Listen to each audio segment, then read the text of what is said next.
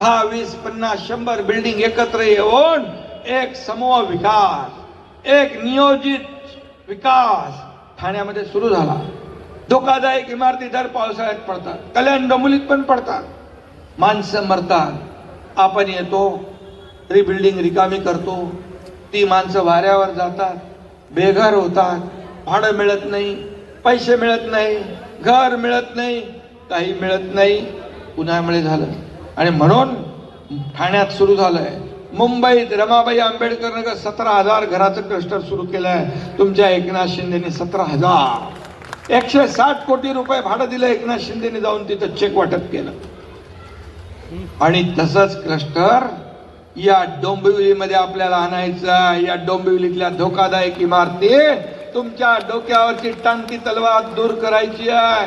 तुमच्या मुलाबाळांचं आयुष्य भविष्य सुधरवायचंय. तुमच्या मुलाबाळांना खेळायला मैदान, गार्डन, क्लब हाऊस, पार्किंग, या सगळ्या आरोग्य, शाळा हे तुम्हाला देणार. हा शब्द एकनाथ शिंदेचा आहे, कारण क्लस्टरला जन्म देणारा हा एकनाथ शिंदे आहे.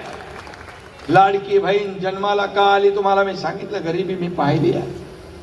गरिबी, माझ्या आईची तगमग, पत्नीची तगमग मी पाहिली आहे. महिना कसा चालवायचा, काटकसर कशी करायची हे पाहिलंय. म्हणून मी मुख्यमंत्री झाल्या निर्णय घेतला, काहीतरी माझ्या माता भगिनींसाठी करायला पाहिजे. आणि त्यामधून लाडकी बहीण योजनेचा जन्म झाला. आणि मी सांगतो तुम्हाला, तुम्ही जो चमत्कार केलाय ना, चमत्कार दाखवलाय विधानसभेत. 232 जागा महाराष्ट्राच्या इतिहासात कधीच मिळाल्या नव्हत्या.